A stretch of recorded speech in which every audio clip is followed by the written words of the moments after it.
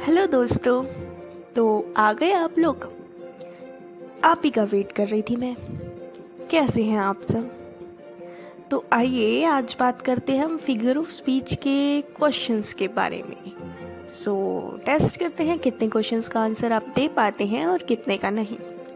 I hope आपने इससे पहले की वीडियो को देख लिया होगा जिसमें फिगर ऑफ स्पीच को बहुत ही अच्छे तरीके से समझाया गया है। अब स्टार्ट करते हैं question answers. Let's start. So our first question is, he is the Newton of our class. So option A simile, option B hyperbole, option C metaphor, option D climax. So Newton of our class. So इसका answer क्या होगा? इसका answer है metaphor, क्योंकि he is the Newton of our class मतलब कि वो Newton है हमारी क्लास का, मतलब उसमें बहुत ज़्यादा दिमाग है और वो न्यूटन है, हम उसको न्यूटन से कंपेयर कर रहे हैं। बट ये सिमिली तब होता जब हम कहते कि he is like the Newton of our class, तब होता ये सिमिली। अब ये मेटाफर है क्योंकि इसमें लाइक एज का यूज़ नहीं है और डायरेक्ट कंपैरिजन कर दिया गया है, इसीलिए यहाँ पर मेटाफर है ये। Next question is, the child is the father of the man. The child is the father of the man. Option A alliteration, option B hyperbole, option C paradox, option D metaphor. तो इनमें से क्या answer होगा? Child is the father of the man. So answer is C, option C, यानी कि paradox. अब ये paradox कैसे है? क्योंकि child is the father of the man, that means कि इसमें पैराडॉक्स है। अब चाइल्ड फादर कैसे हो सकता है मैन का? लेकिन कहने का मतलब है कि उसमें ज़्यादा दिमाग होता है, तो एक तरीके से ये क्या हो गया? पैराडॉक्स। लेकिन वैसे तो वो बच्चा ही है, लेकिन अगर दिमाग की बात करें तो child is the father of the man. तो कुछ इस तरीके का सेंटेंस हो गया कि उसमें पैराडॉक्स है, कुछ ना कुछ उसमें अ काइंड ऑफ कटाक्ष कह सकते हैं वो है। तो ये क्या हो गया? Paradox. Next question is, the righteous shall flourish as the palm trees. Option A simile, option B transferred epithet, option C antithesis, option D synecdoche.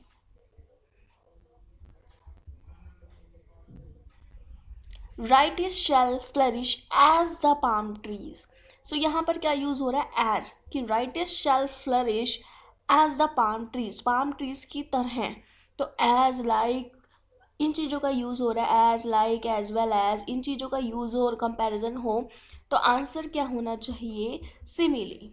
Next question is, youth is full of pleasure, age is full of care.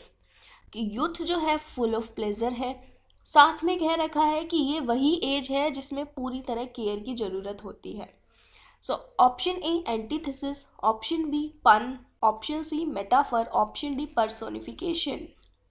देखिए, antithesis में होता है जब दो opposite sentence एक साथ दिए गए हों, जैसे इस सेंटेंस में दिए गए हैं कि एक साइड तो बोला गया है कि youth is full of pleasure, दूसरी साइड बोला गया age is full of care. तो आंसर क्या होना चाहिए हमारा? ऑप्शन ए एंटीथेसिस, की एक साइड पॉजिटिव स्टेटमेंट है और दूसरी साइड उसी की नेगेटिव स्टेटमेंट है। एक तरफ तो हम कह रहे हैं कि पूरी तरह प्लेजर की एज है, दूसरी तरफ हम कह रहे हैं कि पूरी तरह केयर की एज है। तो आखिर में ये है क्या? ये तो क्लियर ही नहीं हो रहा। तो इसीलिए आंसर है एंटीथेसिस। पन होता है जहाँ पर मजाक की बात कही जाती है, और मेटाफर होता है जहाँ पर डायरेक्ट कंपैरिजन किया जाता है बिना लाइक एज के यूज़ करें। पर्सोनिफिकेशन होता है जब हम किसी एक निर्जीव चीज को सजीव की तरह देखें, दैट मीन्स किसी एक नॉन लिविंग थिंग को लिविंग बीइंग की तरह उसे एक्सप्रेशन देकर वही चीज यूज करें, तो वहाँ होता है पर्सोनिफिकेशन। फिलहाल हमारा आंसर है youth is full of pleasure, age is full of care, antithesis, क्योंकि ये क्लैरिफाई नहीं हो रहा कि आखिर में ये पूरी तरह प्लेजर की एज है या पूरी तरह केयर की एज है। तो आंसर है इसका antithesis, option A. Next is, a lie has no legs. कि झूठ के पाँव नहीं होते। Option A apostrophe, option B pun, option C personification, option D irony. So answer is personification, because अभी हमने बताया कि किसी एक नॉन लिविंग थिंग को लिविंग बीइंग की तरह ट्रीट करें तो वहाँ पर होता है पर्सोनिफिकेशन। पन होता है मजाक, तो यहाँ पर हमारा आंसर है पर्सोनिफिकेशन, क्योंकि हमने क्या बोला, झूठ के पैर नहीं होते, मतलब कि झूठ कहीं टिकता नहीं है, तो झूठ के पाँव नहीं होते, यानी कि हमने झूठ को क्या दे दिया, उसको पाँव दे दिया भाई, उसकी लेग लगा दी। तो आंसर क्या हो गया, personification. Next question is sceptres and crown must tumble down. Sceptres जो होता है ये सिंबल होता है, ये एक रोड होती है और सिंबल होता है क्राउन का, या सिंबल होता है किंगशिप का, कह सकते हैं हम कि किंग के पास एक रोड होती है डेकोरेटेड, और कह सकते हैं हम ये एक तरीके से एक राजा महाराजा का साइन है, पावर का साइन है। तो sceptres and crown must tumble down. तो ये क्या हुआ, हम कह रहे हैं कि ये स्केप्टर्स और क्राउन को हमने ले लिया, एक वर्ड ले लिया जो कि सिंबल है पावर के। अब हम क्या कर रहे हैं, डायरेक्ट हम उस किंग का नाम ना लेकर, या हम उस जो भी रूलिंग कर रहा है उस चीज़ का नाम ना लेकर हम बोल रहे हैं स्केप्टर्स एंड क्राउन। मतलब तो हमारा किंग से है या पावरफुल लोगों से है, तो है मस्ट ट्रम्बल डाउन, मतलब एक ना एक दिन उनका ट्रम्बल डाउन होना ही है, मतलब एक ना एक दिन उनका शासन जो है ख़त्म होना ही है। तो इसका आंसर क्या होगा, option A metonymy, option B antithesis, option C irony, option D oxymoron. देखिए, ऑक्सीमोरॉन होता है जब दो अपोजिट वर्ड एक साथ हों, आयरनी हो गया किसी पर हम कटाक्ष करते हैं, एंटीथेसिस हो गया कि जब दो अपोजिट सेंटेंस एक साथ हों। अब बचता है मेटोनिमी।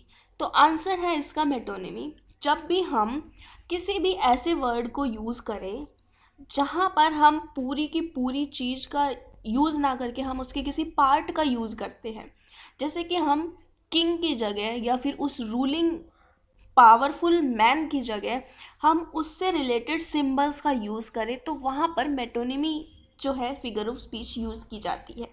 ऐसे ही यहाँ पर sceptres and crown must tumble down दिया गया है, दैट मीन्स हम किसकी बात कर रहे हैं, हम कौन सी फिगर ऑफ स्पीच यूज़ कर रहे हैं, मेटोनिमी। जैसे कि जब हमने फिगर ऑफ स्पीच समझाई इससे पहले की वीडियो में, वहाँ पर हमने एक एग्जांपल दिया था, pen is mightier than the sword, that means लिखने वाला स्वॉर्ड उठाने वाले से, तलवार उठाने वाले से ज़्यादा बेहतर है, ज़्यादा पावरफुल है।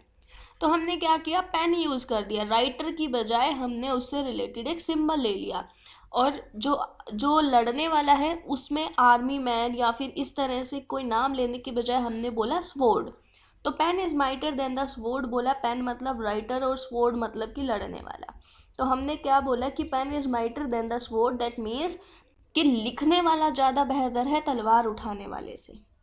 Next question is his honour rooted in dishonour stood.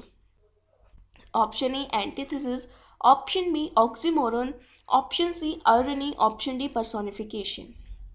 देखिए, दो वर्ड है और दोनों एक दूसरे के अपोजिट हैं और एक ही सेंटेंस में हैं। अगर अलग अलग सेंटेंस एक दूसरे के अपोजिट हो तो एंटीथेसिस, अगर एक सेंटेंस में अलग अलग वर्ड एक दूसरे के अपोजिट हो तो oxymoron. So our answer is oxymoron, क्योंकि यहाँ पर ओनर और डिसओनर एक दूसरे के अपोजिट हैं। His honour rooted in dishonour stood, दोनों एक दूसरे के अपोजिट मिल गया और हमें कुछ देखना ही नहीं है, सीधा सीधा आंसर हमारे सामने है, ऑक्सीमोरॉन।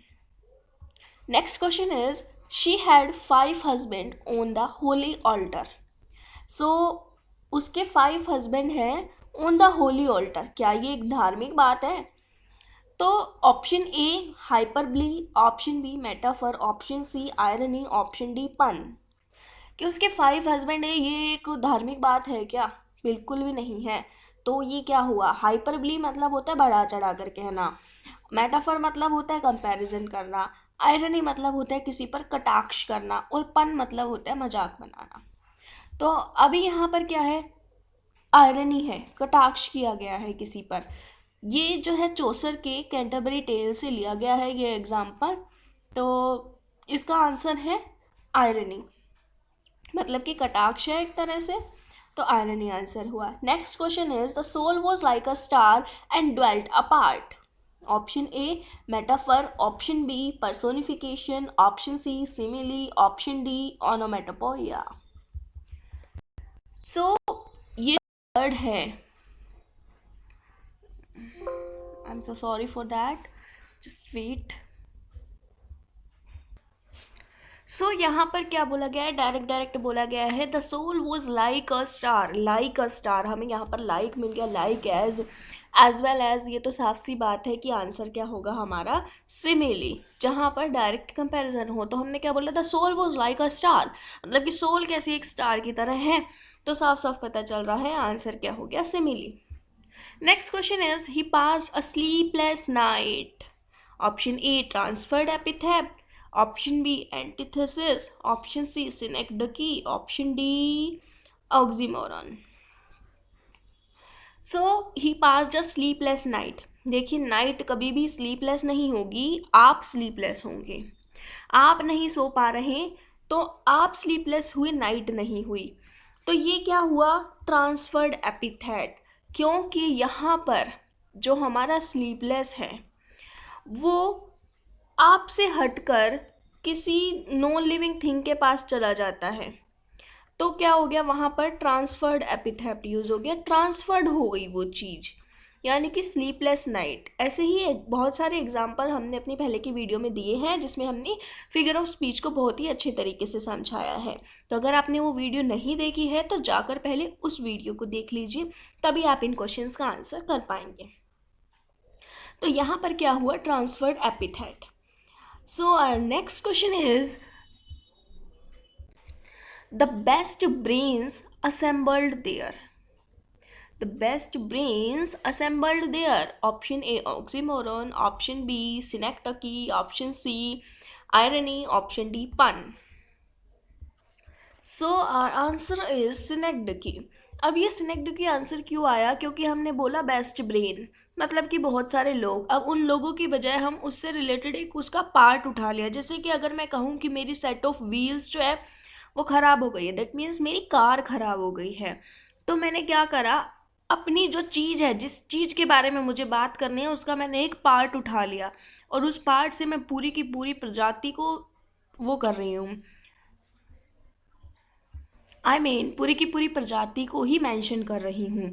तो उस पार्ट से मैंने पूरी की पूरी प्रजाति या पूरी की पूरी चीज़ को मेंशन कर दिया, तो आंसर क्या हो गया हमारा, सिनेक्डकी। Next question is I have many mouths to feed. I have many mouths to feed. Option A synecdoche, option B irony, option C pun, option D oxymoron. So again हमारा answer होएगा सिनेक्डकी, क्योंकि मैं क्या कर रही हूँ दोबारा से दोबारा कि मैनी माउथ्स फीड करना है, दैट मीन्स बहुत लोगों को खाना खिलाना है या बहुत लोगों को फीड करना है। तो अगेन हमारा आंसर क्या हो गया, synecdoche. Next question is O death where is the sting. Option A metaphor, option B oxymoron, option C personification, option D apostrophe. So अगर आपको याद हो तो हमने अपनी पहले वाली वीडियो में ये समझाया है कि अपोस्ट्रोफी का साइन तो होता है जैसे कि हम अपोस्ट्रोफी एस में यूज़ करते हैं, लेकिन जब भी हम फिगर ऑफ स्पीच में अपोस्ट्रोफी की बात करेंगे ना, तो इस तरीके का साइन हमारे सामने आएगा, एक्सक्लेमेशन। तो अभी यहाँ पर एक्सक्लेमेशन साइन है, तो सीधा सीधा हो गया कि कौन सी फिगर ऑफ स्पीच है, ये अपोस्ट्रोफी है। Okay, so next question is Yet Brutus says he was ambitious and Brutus is an honorable man. Option A irony, option B oxymoron, option C apostrophe, option D pun. So यहाँ पर ये कहा गया है कि एक इंसान जो है स्पीच दे रहा है और वो कह रहा है कि ब्रूटस कहता है कि वो एम्बिशियस मैन है, इसीलिए मैं कह रहा हूँ कि वो एम्बिशियस है, ठीक है, वो ऑनरेबल मैन है, ऐसा ब्रूटस कह रहा है और ब्रूटस है। इन दोनों में डिफरेंस है। अगर कोई इंसान स्पीच देगा तो उसे ये कहना चाहिए कि ब्रूटस जो है एम्बिशियस मैन है, लेकिन वो क्या कह रहा है कि ब्रूटस कह रहा है कि वो एक एम्बिशियस मैन है और ब्रूटस जो है एक ऑनरेबल मैन है भी। तो ये क्या हुआ, ये एक आयरनी हो गई। तो यहाँ पर हमारा आंसर हुआ irony. Next question is opportunity knocks at the door but once. Opportunity जो है डोर पर आती है, डोर को नॉक करती है बट एक ही बार। Option A hyperbole, option B metaphor, option C antithesis, option D personification. तो आंसर क्या हुआ हमारा, ऑप्शन डी पर्सोनिफिकेशन, क्योंकि अपॉर्चुनिटी नॉक करती है डोर पर। अब हमने क्या करा, अपॉर्चुनिटी को नॉक करने को बोला, दैट मीन्स हमने किसी नॉन लिविंग थिंग को लिविंग बना दिया। तो आंसर क्या हुआ? Personification. Next question is I wandered lonely as a cloud. Option A simile, option B metaphor, option C alliteration, option D hyperbole. So our answer is simile, क्योंकि उसने क्या बोला? As a cloud, I wandered lonely as a cloud. So like, as soon as well as, everything comes in under simile. तो यहाँ पर जो हमारा answer है वो है simile. So our next question is onomatopoeia. इनमें से ओनोमेटोपोइया क्या है? Option A living like a king, option B looking beyond the horizon, option C burning the candle at both ends, option D murmuring the innumerable bees. So our answer is option D murmuring the innumerable bees. That means murmuring, जहाँ पर भी हम किसी चीज़ के sound की बात करें, जैसे हम बात करें स्नेक क्या करता है? हिस की साउंड निकालता है। बीज क्या करती है? मर्मरिंग। जहाँ पर भी हम किसी चीज़ के साउंड को एक वर्ड दे दें, जैसे कि मर्मरिंग, बज, रिंग रिंग, ट्रिंग ट्रिंग, इस तरीके का हम साइलेंट दे दें, डिंग डोंग, नॉक नॉक, इस तरीके का कहीं भी हम किसी साउंड को एक वर्ड दे दें तो वहाँ पर ओनोमेटोपोइया यूज़ होगा। तो इन चारों में से हमारे पास ओनोमेटोपोइया क्या है? तो murmuring the innumerable bees. Next question is lightly O lightly they bear her along. Option A hyperbole, option B onomatopoeia, option C climax, option D repetition. तो यहाँ पर हमें साफ साफ दिखाई दे रहा है लाइटली ओ लाइटली, तो यहाँ पर कौन सी फिगर ऑफ स्पीच हुई? रिपीटेशन। तो लाइटली ओ लाइटली बार बार रिपीट हो रहा है, तो क्या? Repetition. So answer is option D repetition. Next question is oxymoron. इन चारों में से ऑक्सीमोरॉन कौन सा है? Option A he is leading a busy life, option B he is leading a highly busy idle life, option C he is leading an idle life, option D how happy I am. So answer is option B, he is leading a highly busy idle life, because यहाँ पर क्या हुआ? busy भी है और idle भी है, मतलब कि वो busy भी है और खाली भी है। ये क्या बात हुई? दोनों एक दूसरे के अपोजिट है, एक ही सेंटेंस के अंदर है। तो यहाँ पर क्या आएगा? ऑप्शन बी आंसर है, जो कि he is leading a highly busy idle life। सो दोस्तों, कैसी लगी वीडियो? अगर वीडियो अच्छी लगी हो तो लाइक, शेयर और सब्सक्राइब करना ना भूलें। ऐसे ही नई नई वीडियोस की नोटिफिकेशन के लिए सब्सक्राइब तो कर ही लीजिएगा, और साथ में वीडियो अच्छी लगी हो तो लाइक ज़रूर कर देना। Thank you.